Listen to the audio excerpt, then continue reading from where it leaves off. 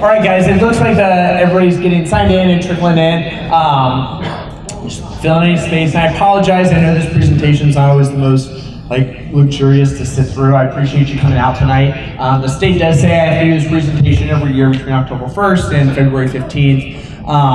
It'll be posted online as well, just in case you want the luxury of going back and hearing it a second or third time. Also, there'll be another morning presentation if there's any other questions or things like that. But my information, I'll get out to you if you guys have questions or stuff on an individual basis. We'll have some time at the end as well. So welcome to the annual information sessions. This is for public school students, and so the presentation is happening in the 1920 school year. I know it's hard to believe on October 3rd that we're already thinking about the 2021 school year, but that's kind of where we're at. So this is looking at doing CCP for next school year there. So what is College Credit Plus? College Credit Plus is an opportunity for students to earn both high school and college credit simultaneously. So for example, they might take a class like English 1101 at Sinclair, English Comp 1, and it's going to count as a high school English credit, as well as those 3 credit hours on their college transcript. So you're earning credits in both ways at the same time. Students can enroll in college courses, or they're enrolled in college courses with this program, and so with it, they are adhering to the college requirements. So that's a little bit different than what some people are used to, because they're following that college syllabus and things. So in terms of the program, so looking at it, students have to be grades 7 and 12, between grades 7 and 12, so next year, the 2021 school year, and they must be deemed eligible for College Credit Plus. Those eligibility thresholds are set forth by the state. So it's not something Fairborn City Schools is determining. It's not something I'm putting in place. These eligibility standards are put in place by the state. They can do their classes at any public school in the state, so Clark State, Wright State, Sinclair back here, and a number of private schools as well. They can take classes at multiple institutions, so we'll go into that a little bit. So they could take a sign language class through Sinclair, an English Comp 1 through Clark State, and then let's say just for fun they wanted to take a math class at Wright State, make it a little bit confusing. They could do that and spread themselves across those different institutions.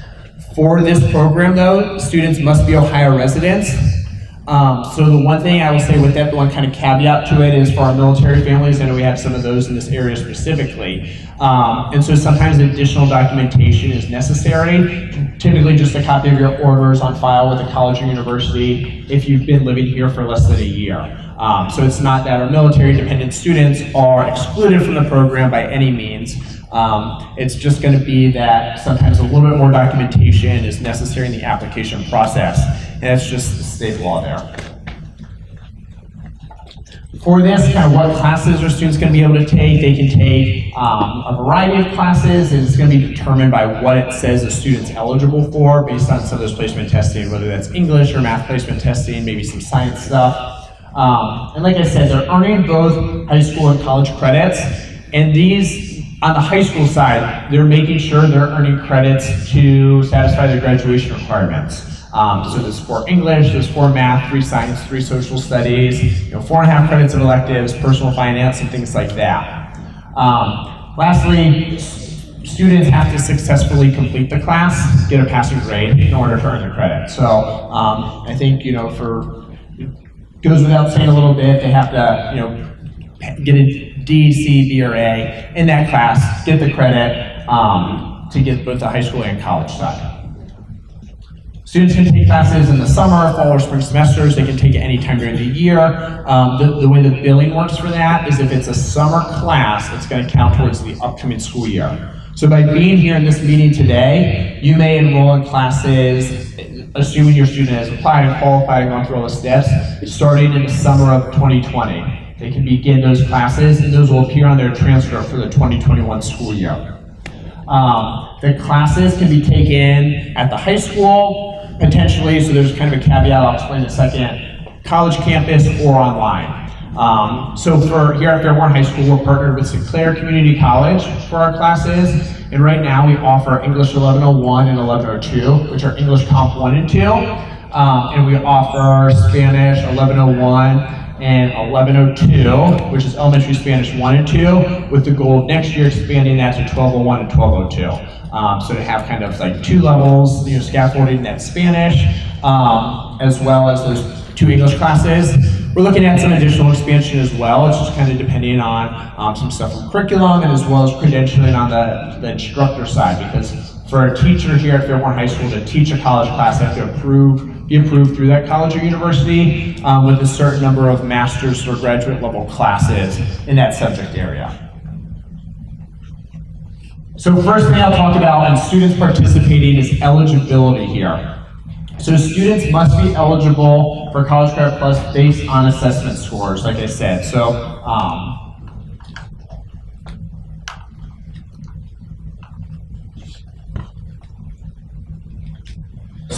the scores that the colleges are using, these are set out again by the state here. So the state determines, and unfortunately it's not things like EOCs or chapter tests that students are already taking. It's going to be some standardized assessments. So the ACT, the SAT, which are some of those college entrance exams that typically students take at the high school level, as well as the AccuPlacer is another big one that the colleges are using. So that's what Sinclair is using in conjunction with us to look at writing scores to go into that English 1101 or that Spanish class. Another test that students can take is the ALEKS assessment. So Wright State, I believe, is using that one for their math placement testing, like an ALEKS norm kind of reference assessment there. So those are going to be the 4 main ones. Place U and MapleSoft I haven't seen used by any of the schools that we've partnered with. Not to say that there's not schools across the state using them. And so for that, each school might have their own set of requirements for a student to be able to enroll or a different entrance exam.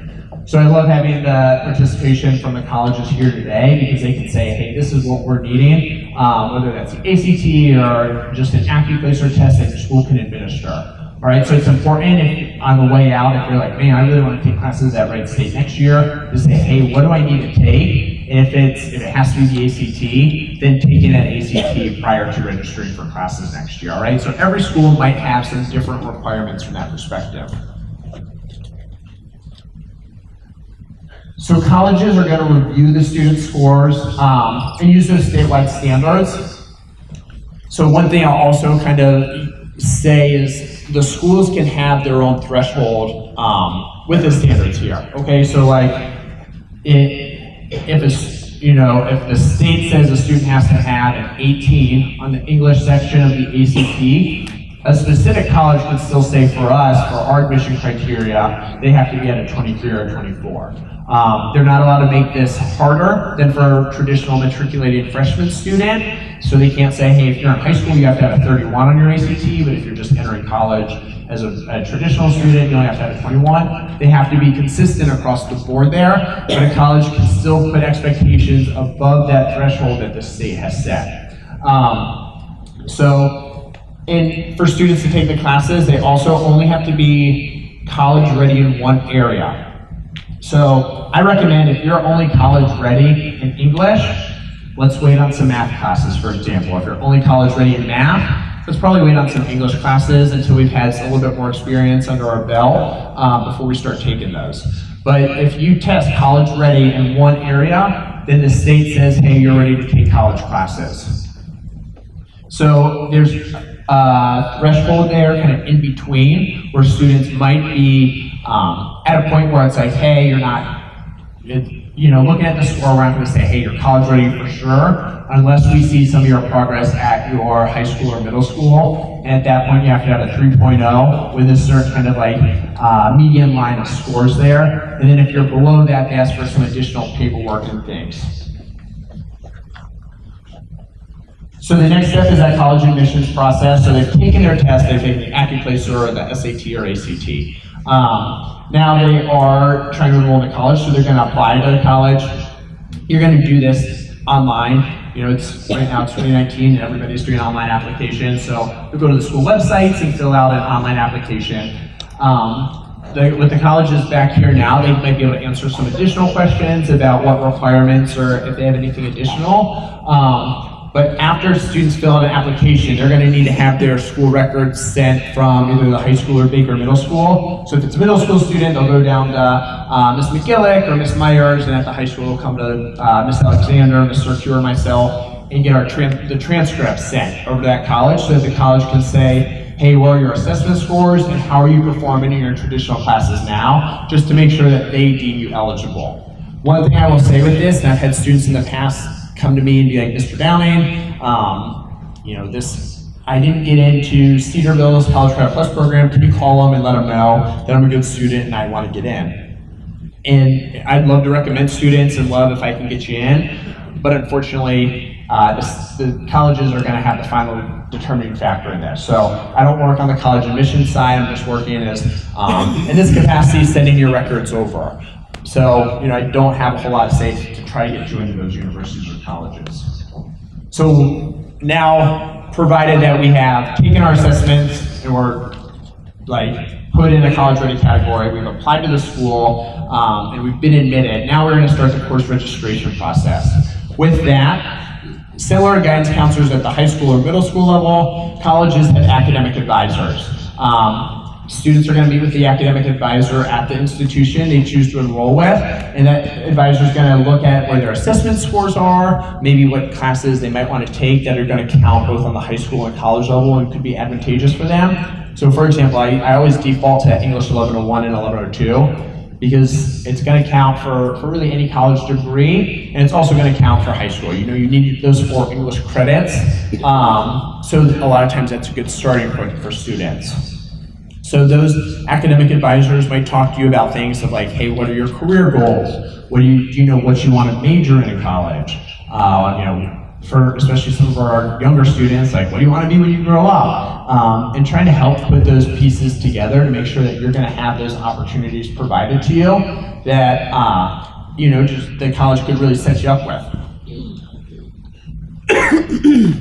So, like I mentioned earlier, the classes you're going to be talking to your advisor about, we want to set up for both high school and college credit there.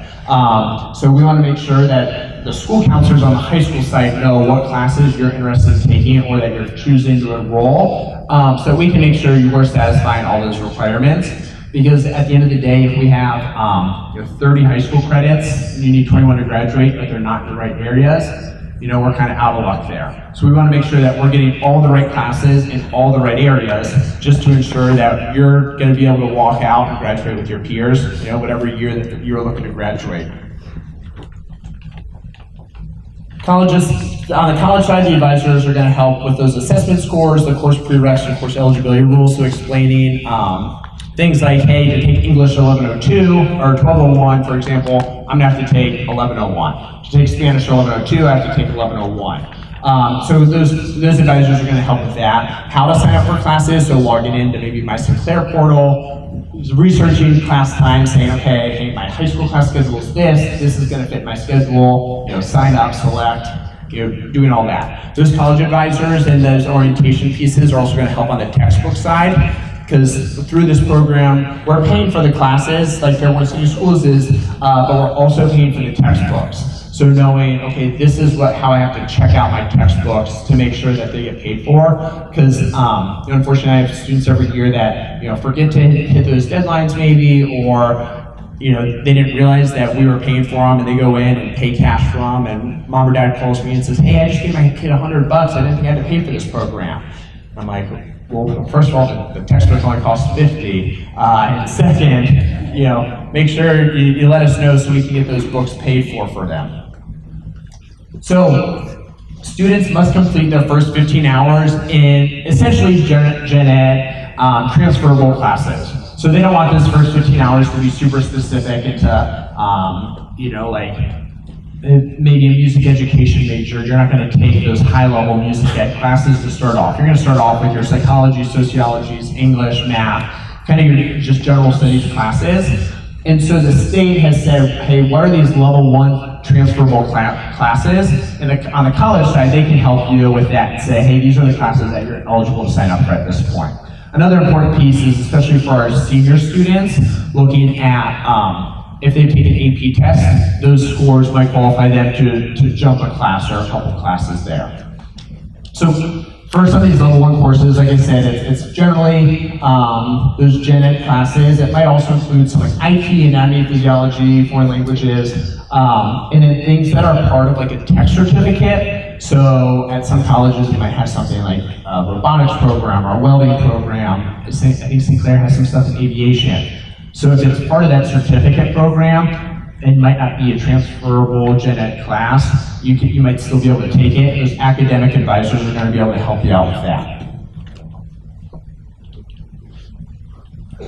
College level 1 classes are posted on their websites, and like I said, those college advisors are going to be able to definitely help you on that side, and honestly a lot better than we'll be able to help on the high school side, just because I don't work at the college level and I don't spend a ton of time going through their programs of study and things that they're offering for students. I don't know what's new or what's changed. So meeting with those academic advisors at the college level is super important. Once a student completes their first 15 hours of college classes in level 1, he or she can move to level 2 classes, which are allowable for any college course, as long as you met the prereqs. So again, I go back to English 1201, you gotta take 1101 first. So non-allowable courses. And fortunately, we haven't hit a ton of these.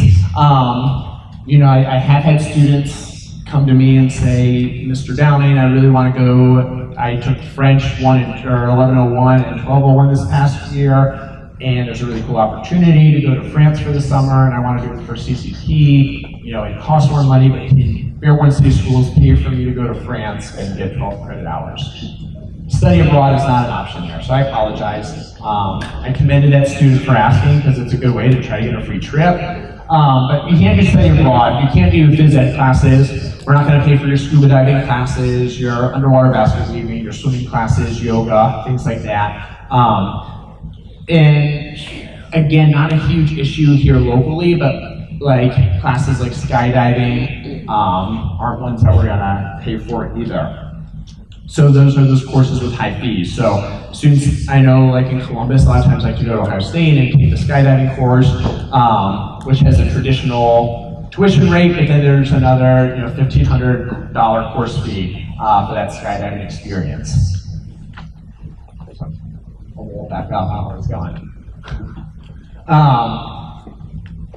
Also, this is bigger at private schools, but religious courses. So you can take like comparative studies courses, so things are like comparing non-Western religions. Good to go. But I run into this the most with Cedarville would be classes like, in English comp through biblical, like Old Testament scripture. Those would not be allowed. So it can't be like secular in nature. It could be a comparative religions, a study of religions, but it can't be teaching from a specific religious principle. So grades. This is something that sometimes students, it can be like a tough topic with them is whatever grade you earn in that class is what's going to be on your transcript here. Okay, so unfortunately we've had students that have struggled to be successful in classes in the past, and they come in and they say, hey, well, what if I retake, the high school equivalent? I was going to do this as my third English class, I'll take English 11. Can I have this replace the grade? Unfortunately, no. If it's on your college transcript, it's on our transcript.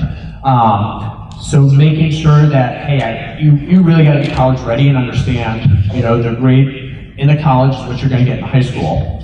The other piece I'll say to that is, college classes are intended to be more difficult than high school classes. They're higher level, and so we're not going to grade inflate because it was a more difficult class. So if you're like, hey, I got a B in this chem class at Wright State, but it was way harder than chem here, can you put it in as an A? That's not, it's not going to work, unfortunately. So whatever grade you're getting, whatever grade you're earning is what's going to be on your high school or college transcript.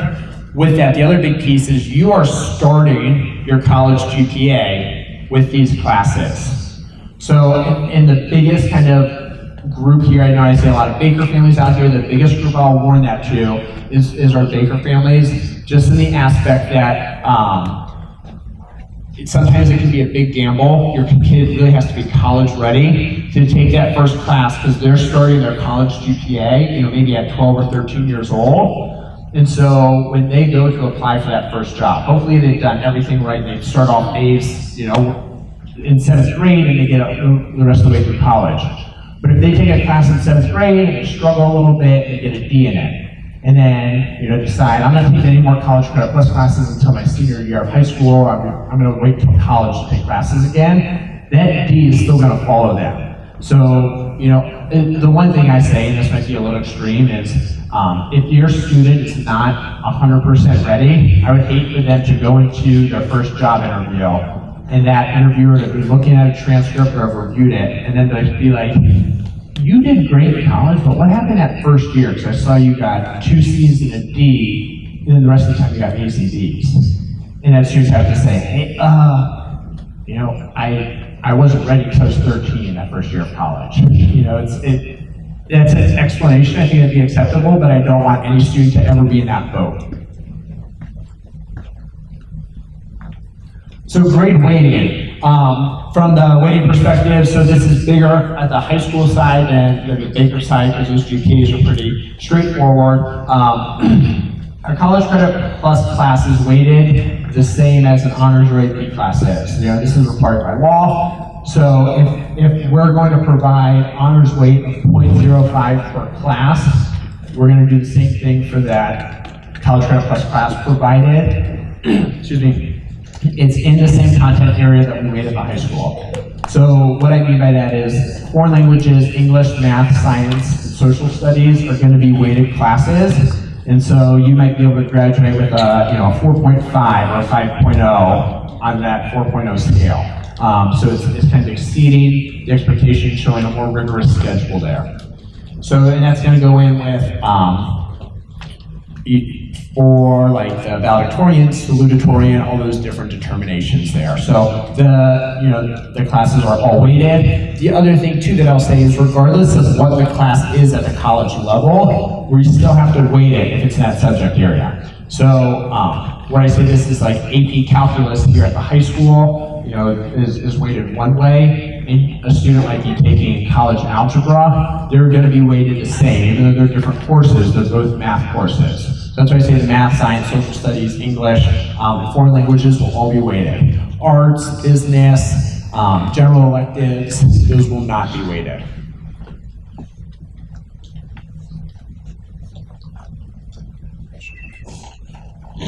So kind of on here, the big thing I'll say too is going with that second bullet point there, students working with their school counselors on testing requirements. On the middle school side, this is a little bit different. Mrs. Myers and Ms. McGill will be able to kind of like meet with you and say, hey, all 8th graders, I think, have to take science, English, and math tests for the state. At the high school side, the testing gets a little bit more tricky because we're taking them by courses, regardless of grade level. So at the high school side, we're taking courses in English 1, English 2, Algebra 1, Geometry, American Studies, American History, and Biology. And so coordinating the test, so if you're going to take English 1101 instead of English 9, you're still going to have to take that English 1 or English 9 and of course test for your graduation points. So making sure you're informing the school counselors, hey, these are the classes I'm taking, so we can make sure to test you at the right times. Also, there's a couple circumstances like American history and American government where tests may be able to be waived. Taking that end of course graduation assessment might be able to be waived based on participation in College Credit Plus course. But we want to make sure you're taking the right courses and we can waive that test because I hate for a student to take a course, go through it the entire semester, maybe really struggle, and then come to find out it didn't count and they still have to take a graduation exam or take a different course. So make sure we have that coordination with our, especially at the high school level, the guidance counselors, to ensure that students are getting all their tests for graduation. So graduation requirements, like I said, the College Credit Plus classes are counting both high school and college credit. It's counting both ways. We're working towards those graduation requirements.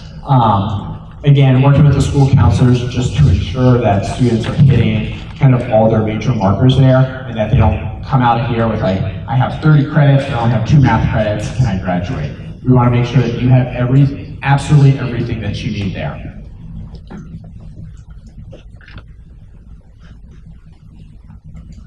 So in terms of how many classes a student can take, this is, you know, if you're one of those people that are here taking notes, this is when I'll say this is a good note-taking time, for sure, because this gets a little confusing. So you get 30 Carnegie units a year. This includes semester, like the college classes and the semester hours, and your high school classes. So the ratio for college classes is 1 semester hour equals 1 unit. So a traditional like English class might be 3 credit hours. So you know it's 3 units. At the high school level, 1 full credit class is going to be equal to those 3 units. So if a student has a full schedule at Fairborn High School, you're in 7 classes. That's the same as 21 units. So you have 30 a year. 30 minus 21 is 9. That's roughly 3 classes if you're assuming you're taking 3 credit hour classes. All right, through the course of the program or the duration of the program. So this is again our high school students can't hit this, but it's going to be bigger for our middle school students. They're looking to start this early. You cannot exceed 120 credit hours through the life of the program. So you may start in 7th grade, finish in 12th grade, and over those 6 years taking classes every year, but you cannot exceed the 120 hours. So if you have 30 units, 7th grade, 8th grade, 9th grade, 10th grade, you're done in those last 2 years. Now you're back at your high school taking classes there. If you enroll in more than 30 hours, this is where it gets really important to have that communication with the counselors. You have to pay for the last class you sign up for, and that you have to pay for the class in its entirety that puts you over 30 hours. So if you're at 28 hours and you sign up for a 3 credit hour class, and you only go over by 1 hour, you have to pay for all 3 hours, not just the 1. So that communication is key because just the way the state works out deadlines with us, we have phenomenal partnerships with our colleges, and they send me a roster 2 weeks before the term starts. But I promise you that's not always reflective of by the time the term starts, students have changed their heart, or they want to switch classes, or they find a better time, or look someone up on Rate My Professors, like I need a new teacher. So then I get a roster 2 weeks after, and so at that point it's going to be too late for you to drop a class, and it's going to be too late for me to tell you anything. So on the high school side, I need to know everything that students are going through decision-wise for that. Okay, because I hate to go to a family and say, hey, my roster, 2 weeks before said that you were in these classes, 2 weeks after says you were in these classes, you went over your hours, and now you're going to get a bill. All right, so making sure that you're communicating what those schedules look like and any course changes. The other thing with that is you're going to have to pay for like the textbooks associated with that class that puts you over those 30 hours there. So, if I know that you're going to exceed those hours, I'll let you know and say, here are your options. I've had several students in this boat where I say, hey, you can stay in the class and you can self-pay for it. We'll give you a bill. Go buy the textbooks on your own. Or I'll say you can drop the class, it's before the deadline. But kind of those are going to be your 2 options there. So for tests, so I'm going to talk a little bit about some of the differences between high school and college classes. So the first one I'll say is going to be the test piece. So at the high school side, tests are given a lot of times like on a weekly basis. At Fairborn City Schools, kind of our district policy is we have common assessments at minimum once per quarter.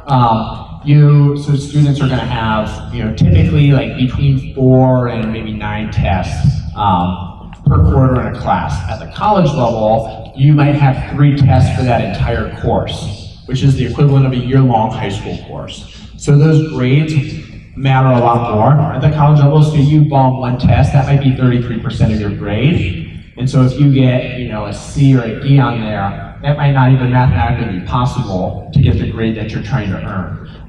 And I know for a lot of students that can be really discouraging, and colleges aren't really going to give extra credit or things like that to try to make up for lost points.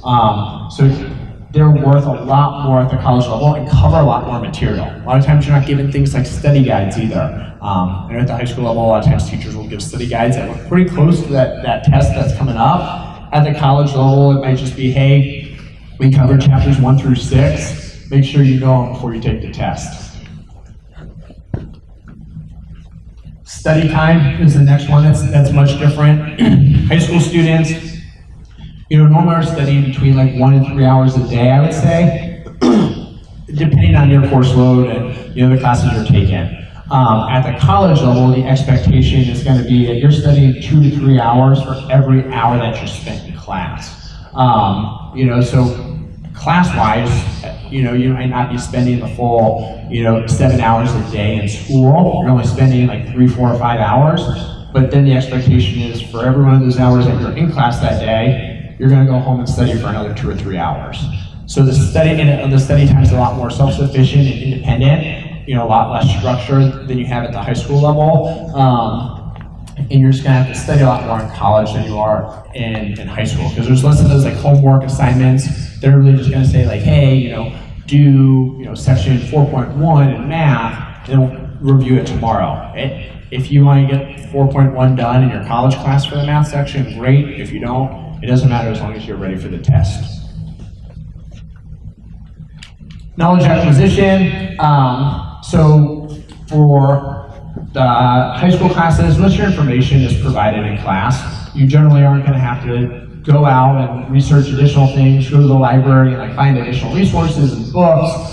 If a teacher is going to have it on exam, you're going to learn it at some point, whether that's worksheets, lectures, or in the textbook and something you're reading in class. At the college level, professors might say, hey, this is the textbook we're covering. Make sure you know all of that. Here's my lecture material that I'm giving you for PowerPoints. And whatever I say is fair game on the test. So if I tell a story about, my 6-year-old's birthday party, I might ask a question about which cousin didn't show up.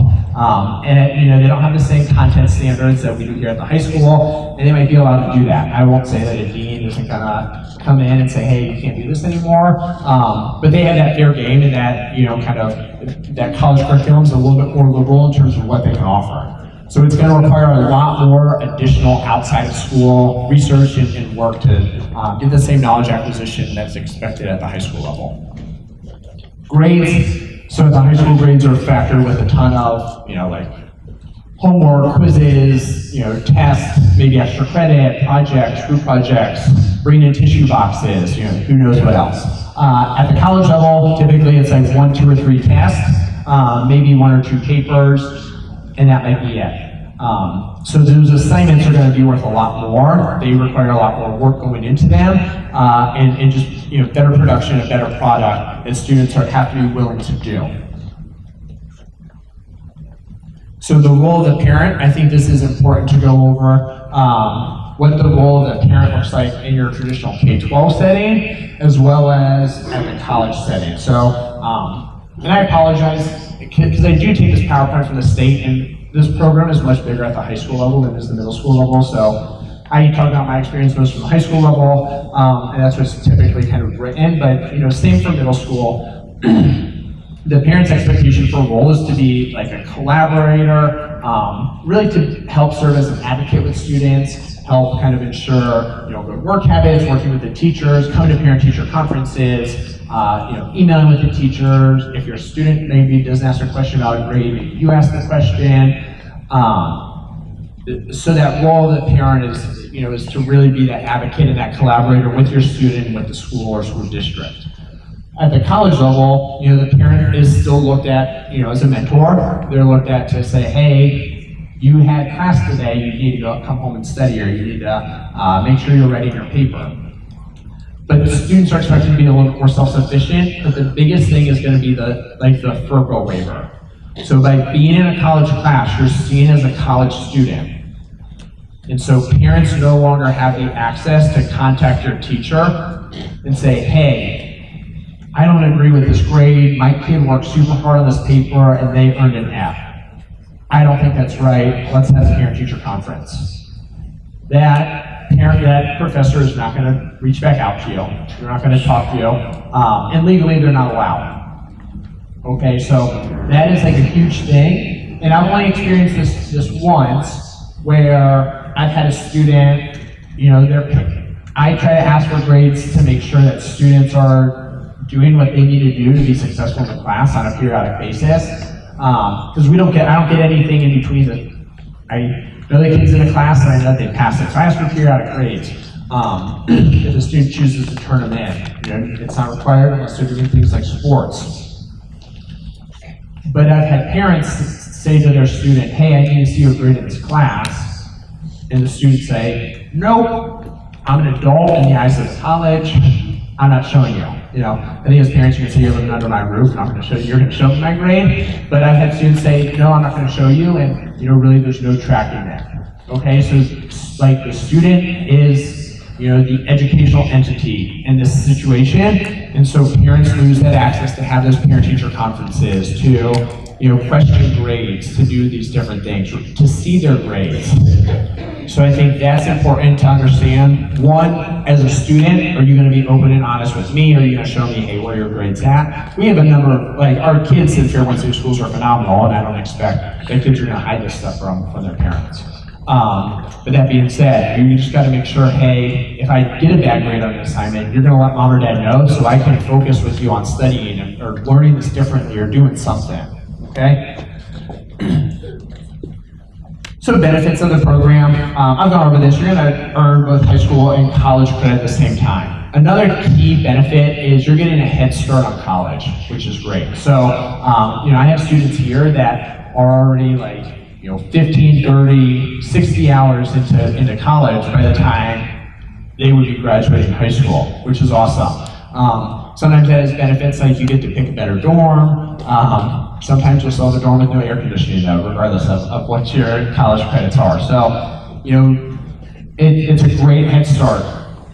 Also, I think learning to experience what college expectations are earlier and on a smaller basis. So, some of our students go to college for the first time, they go to Kent State, or somewhere, they moved away from home, they're 3 hours away, and now they have 5 classes, but they only have it for 3 hours a day, and they have all this extra study time or free time, and sometimes they really struggle.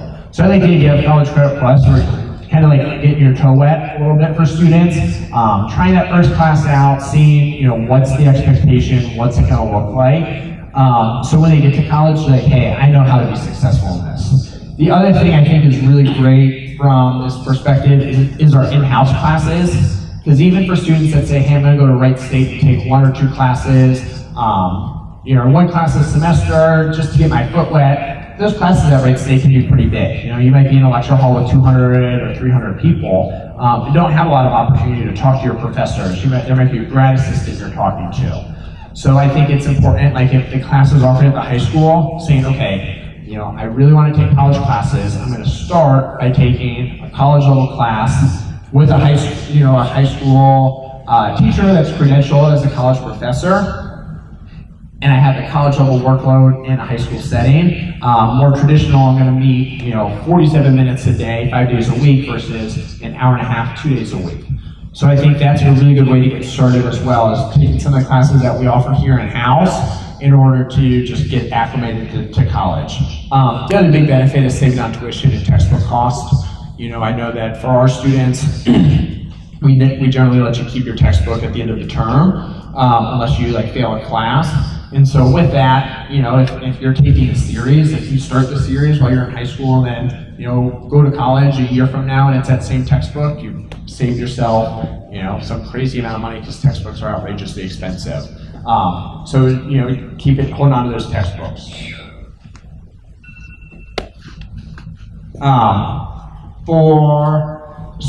Consequences of underperformance. So when I say underperforming, the biggest thing is going to be failing classes. If a student fails a class, you're required to repay the cost of the course. So College Credit Plus tuition is different than your traditional tuition for a matriculating student, but it's going to be between $44 and $166 or $167 a credit hour. So if you're taking a 3 credit hour class at Wright State, that's $167 a credit hour. So $480 if a student doesn't pass, roughly. And then they have to pay for the textbooks on top of that. And textbooks, like I said, they can be outrageously expensive. So I've had students have a really bad term. You can get a bill from Fairborn High School, for up to $1,000. And I'll say, especially for our high school families, that all fees have to be paid before graduation with your diploma, or all fees have to be paid in order to go on the senior class trip to New York. So the senior class trip is expensive in itself, and then if you have $1,000 in college credit plus fees on top of that, it makes it a really expensive trip. So that's the biggest consequence, I would say. The other consequence, like I talked about earlier, is that grade is going to be on your transcript forever. So, and this I go back to especially our Baker families. If you fail a class as a 7th grade student, you don't want to have to explain that to an employer at 22. Hey, I failed English 1101 the first time I took it, and they're like, why did you fail it? Well, I was 13. Maybe a good reason, but still, you don't want that on your transcript. The other thing with that, it could impact additional financial aid in the future. So, if you, like the FAFSA, that free federal aid and some government aid is going to make sure that you're making sufficient progress towards a degree, while you're pursuing college. If you don't make that progress, you might no longer be eligible. So again, I've had students in the past that unfortunately have been in the boat where like, hey, I took 12 credit hours this semester, didn't make the progress I needed to make. And so when they enrolled at college, the college said, you've basically tried too many classes and not earned enough credits. You're not eligible at this time to get financial aid. And regardless of what their income was or financial aid that they should have been eligible for, that opportunity was taken away because of their performance in the class. So it's a big thing, especially, like I say, for our younger students, making sure that we're a really, really college student. So the next piece is that you get placed on probation or potentially academic dismissal from College Credit Plus. So the probation piece is going to be based on GPA, and get GPA and credits earned. And so like a student, if it's not where it needs to be, I'm going to send a letter to the student, to the parent, I'm going to reach out, send an email call and say, hey, unfortunately based on the student's performances in this past semester, they're on probation right now. So they can't take it. They got a C and World Civ. They're not going to be allowed to take any social studies classes this semester. They can only enroll in one class. In that class, they're going to have to earn this grade to bring their GPA up to this point in order to continue with the program. If they don't make that progress, but they continue to try, then they're going to be dismissed entirely, and they're going to have to be back in high school classes for a set duration of time, 1 semester or a full year, and then they can try College Credit Plus again once they have a little bit more kind of experience under their belt, preparing them with coursework that should have them ready for college. Kind of what I said just there, the probation process is so you fall below a 2.0. But the other thing too is that is if you withdraw in 2 or more classes in a given term. So for students, like I said, it's always important to come and talk to me before withdrawing from a class or making that decision. And the biggest time that this could be an issue is summer. Making sure that things are determined before people are out for the summer. Because sometimes I understand extenuating circumstances arise, and there might be a possibility that I can work with you and work with that academic advisor to drop a class. I can't promise anything because the state has those deadlines. But that being said, if you just say, hey, there's a family emergency and I just went in and dropped the classes, you might be put on probation and you might have to pay for the classes. So always have that conversation with us. So while on probation, you can only take one College Credit Plus class, at a time, and it can't be in the subject that you got an F, a D, or withdrew from a class, didn't earn credit in a specific class. So dismissal from it. So if you've been on probation and you don't bring that GPA back up over a 2.0, you're going to be dismissed from the program. And like I said, that term for us is going to be a minimum of 1 semester. We're going to have to be enrolled at 7, full schedule at Fairborn High School. And to be dismissed entirely, you're going to have, I believe it's above a 3.5, earning above a 3.5 in that term when you're back on academic dismissal from CCP and back at Fairborn High School. If it's a 3.25, you're going to be kind of conditionally dismissed, and you'll have 1 more semester to bring that back up. So if you appealing it, typically it's going to be difficult. You're having to go to a college or university. And I think one thing, again, I'll just kind of caveat that's important for families to understand, is colleges and universities aren't on the same time frame necessarily that like Fairborn High School is. I'll say some of these big situations where it could get bad is like if I get that a student didn't earn a grade. Like if I get, I get my grade report and their grade is missing, or it says an F or anything, I know a lot of our students will think, ooh, red flag, this doesn't seem right. And I might reach out to the college, and so I know like, I'll reach out to Wright State, reach out to Ms. Davis, and then she'll say, okay, let me reach out to the registrar, and let them reach out to the professor and make sure things are correct. So it's not a streamless process. I'm not calling the professor and saying, hey, Johnny Smith, I think did really well in that class, and it says he got an F, is that right? And there's been situations where it's been like, oh, sorry, the professor entered the grade late, here's the grade, but in situations like if this is graduation time, it stinks because we can't give you a diploma if we don't really confirm the credit.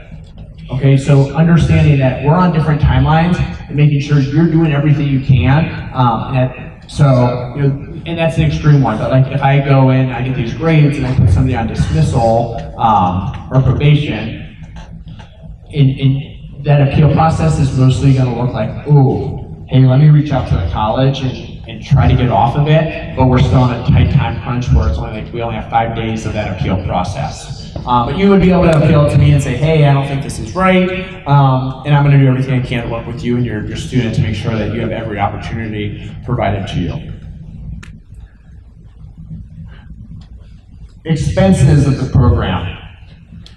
Unless you're pursuing like a private college or exceeding your 30 units, there should not really be excessive expenses. I'll say parking is going to be an expense if you go to Wright State and have to buy a parking pass if your student's driving. The cost of transportation, driving back and forth. Sinclair doesn't charge for parking passes right now, Park State doesn't. I have Urbana here, and I don't think that they charge for parking passes, but it's going to, okay, they don't, I'm getting a nod. They don't charge for parking passes either. So Wright State's going to be our main one, and again, that's not something we're going to pay for. I've had students come forth before and be like, hey, Mr. Gunn, I got a bunch of parking tickets, and you need to buy my parking pass and try to slip that bill to me. Unfortunately, that's not going to work. So, but beyond that, you're not paying for the tuition of the course, you're not paying for the books of the course. So from the financial perspective, it's a really great opportunity to pursue. If you're pursuing classes at a private college, so Wittenberg or Cedarville are two big ones here locally, there could be additional costs beyond that exceed the program. In that situation, that's going to be a self-pay situation. So I've had students in the past take classes at both places, and have not had additional fees, but it's not to say that, every year those are reassessed by the chancellor and the schools. So these are kind of some Fairborn High School specifics, and I apologize, I know it's small on your screen up here. And I didn't put this disclaimer out there. This PowerPoint is on the high school guidance website already, so feel free to go back and read over this in all the free time. I'm sure you guys are looking forward to that. That being said, we encourage students to either start their day or finish their day at Fairborn High School if they're taking classes off campus. And I'll say it does not work when students are like, hey, I found this class that I really want to take, and it's Monday, Wednesday, Friday, from 10 to 10:50. I can't have any classes at the high school at that time. But I want to be here, Tuesday, Thursday, I want to be here for full days. So I need a full schedule, but I'm not going to go to that class 3 days a week like that. We function, we're a 9 to 12 building, and we function that way. You have 7 classes all 5 days of the week. And so that's why I say start or finish your day with us. If you're in band and you're going to finish it, you have to be here 6th or 7th period. Maybe plan to be here. Okay, I'm going to take an 8 a.m. at Wright State or Sinclair, and then I'm going to take the rest of my classes at the high school. Or if you take choir, for example, and you're like, I got to be there in the morning. I'm going to take choir and a couple other classes. I'm going to take English and a math here at the high school, first, second, third period, and then I'm going to leave in the afternoon. Those are great options, but we don't allow for students to start and then leave for a little bit and come back, or it's like only go to class on certain days, or only go to half a class, things like that, because we're still functioning as a high school building here. If a student is at the high school, they're expected to be in class. They can have one study hall or uncredited class a day, but we can't have students that are taking first period, second period, and then third, fourth, and fifth they have off, and some days go to College Prep Plus, and the other days they roam the halls. That's a liability issue for us. If there's ever a situation like if there's a fire in the building or some sort of emergency, we don't have a system for tracking the days that students are here and not here and following from that perspective. And even so, I know that we've had students in the past who will always be here, Monday, Wednesday, Friday.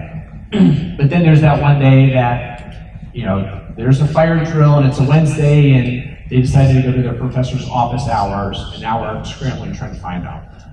So we just, unfortunately, it's just not an option. Again, we're an Untitled building and we function that way. Calamity situations, one thing I always tell our College Credit Plus students, I know this can be a little bit, nerve-wracking to go talk to that professor the first day, but I always tell our College Credit Plus students to go and reach out to their professor the first day and say, I'm a College Credit Plus student at, maybe Fairborn High School or Baker Middle School in Fairborn. That way, the professor knows. The second piece of that is going to be on calamity days. Our expectation is that you'll be here. We're submitting the hours of attendance to the state. And I understand there could be extenuating circumstances. Hey, there was a snow day at Fairborn High School, and now, or a 2-hour delay, now on a weird schedule, but I have an exam that I have to write or I'm going to fail my college class. We understand, we get that, and we're going to tell you to go to your college class. We're going to tell you, you're expected to make up your work for your high school classes. But if you're just kind of chronically going back and forth between the two, or we have some sort of delay here, and you're like, I'm going to this class, and I'm not telling my professor that I'm a high school student. Those are kind of our expectations for you, and it could impact attendance. Now, we have a lot of College Prep Plus students that participate in the program that also play sports, which is awesome. One thing with that is going to be I send out quarterly grade checks, and I put due dates on those. And if you don't turn those into me, you're not going to be eligible if you don't have those eligibility criteria. Okay, so if I send out a grade check and say, hey, you sort of, turn this in by October 15th, and a student doesn't, then you're gonna not be eligible. Another thing is a lot of times our College Prep Plus students are high performing. They're on the honor roll, they're getting principals list at the high school. That same grade check applies to that because that is based off quarterly grades. And so I've had students be like, oh, I forgot to turn in my grade check, but I should be on top scholar. Unfortunately, I can't go back and change that. If I send you the grade forms, make sure those are completed. Those are expected to be done quarterly. If you want to be eligible for any of these things, athletics honor roll principals list. So available supports, high school guidance counselors are still available to support the students here on the high school front. We'll help maybe look at classes, we'll look at kind of what those qualify as for high school credit. The Baker counselors can do the same thing for our middle school students. The college advisors are going to provide the assistance on scheduling the class, like, hey, getting you signed up for this specific class, or telling you how to do that.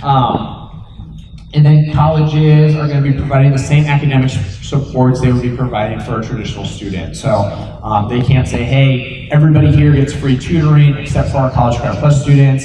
If they say everybody, it's got to be inclusive to everybody. So for athletics, I already talked about that a little bit. I would say the biggest one with this is it's going to go to those number of hours. So we talked about that 30-hour rule earlier. With that 30-hour rule, summer is included in the upcoming year. I know I mentioned, so summer of 2020 goes to the 2021 school year. So it's important not to max out those summer hours because you still have to be taking 5 full credit classes to be eligible for athletics. And this can get really confusing. I encourage you to reach out to myself or Mr. Alexander, the athletic director, just to answer those questions because there's a lot of semantics and stuff from the eligibility standpoint. But that being said, your summer classes, you can't use to bring your GPA up. If you're ineligible because of the GPA situation, you can't take summer classes and bring it up. Also, if you exhaust your hours because of summer classes and now you don't have enough classes to be eligible, unfortunately we're just in a boat where now we're not eligible for classes or for athletics. So again, that constant communication is super important, with myself or any of the other guidance counselors. So, kind of just like a disclaimer for parents, I encourage you, if your student's going to enroll in this program, looking at the transferability of the classes that they're taking. And this is going to speak more to our upper level high school students or junior and senior students. If you know where you want to go to college, you're like, hey, I'm definitely going to University of Dayton, making sure that the classes you're taking are going to transfer to that university.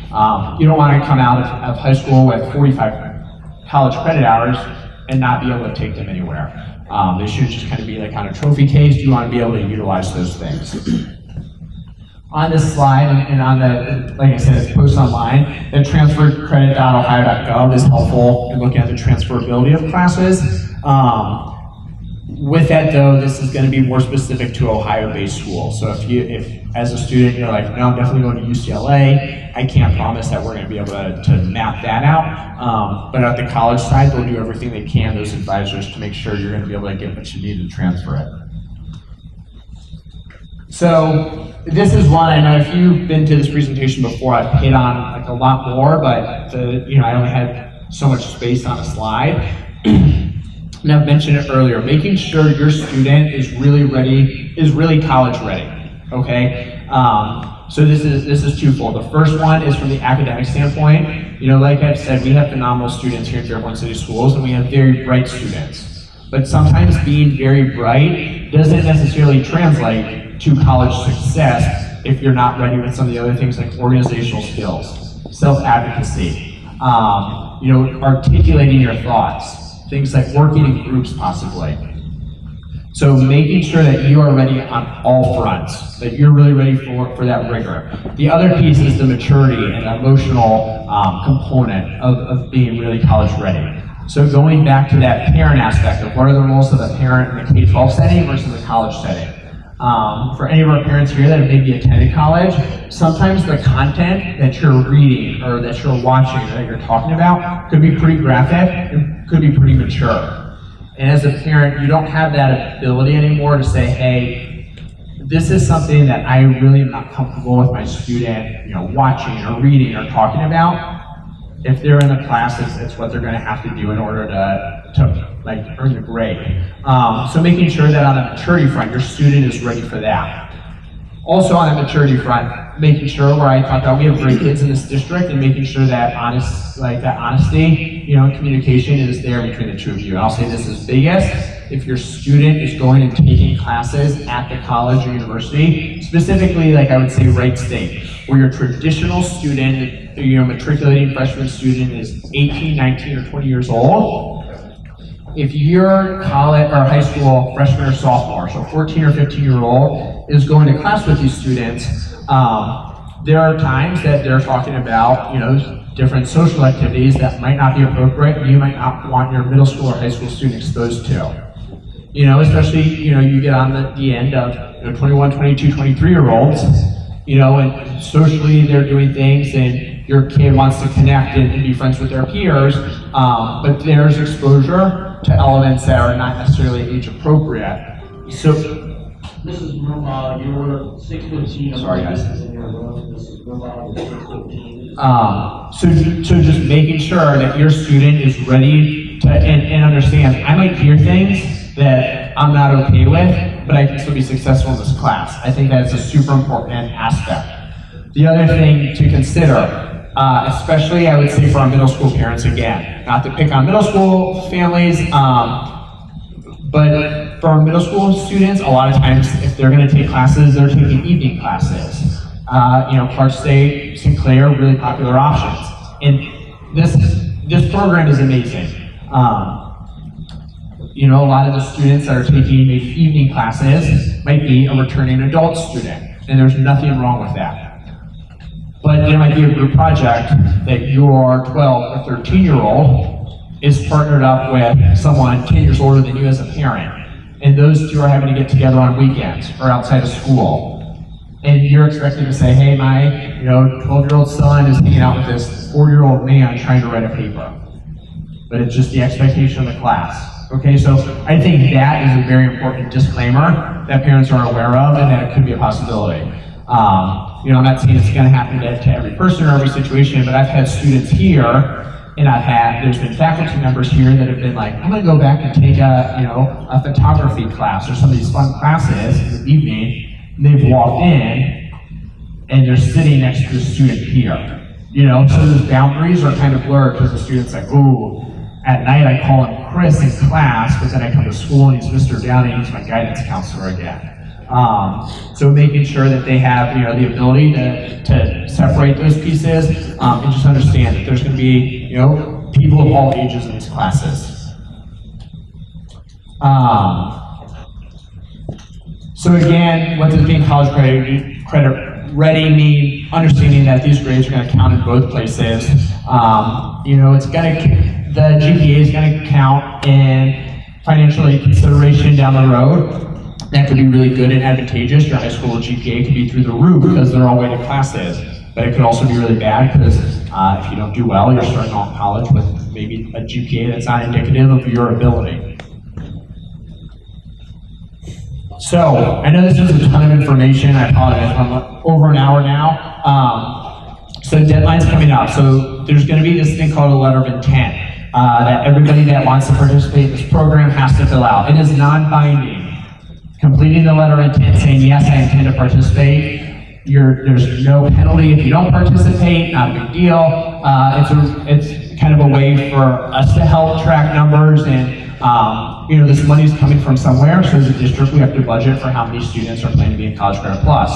So it's a way for us to do our budgeting, and it helps us on the high school side planning our courses accordingly. What are we going to be able to offer here? What should we not offer here? What we've done this past year is we included that letter of intent on the student at the high school level on the student scheduling form. So if you've been in high school before and you remember it, there's like a student name, student ID, box 1, I intend to be full-time at Fairborn High School next year, box 2, I intend to go to the Career Center next year, box 3, I intend to participate in College Credit Plus next year, I've attended the information night or watched the information night online, I understand the consequences and the benefits of the program, I agree that I want to do this, my parent agrees. Box 4, I'm withdrawing from the district altogether. So that was included on there, parent signature, student signature was on there.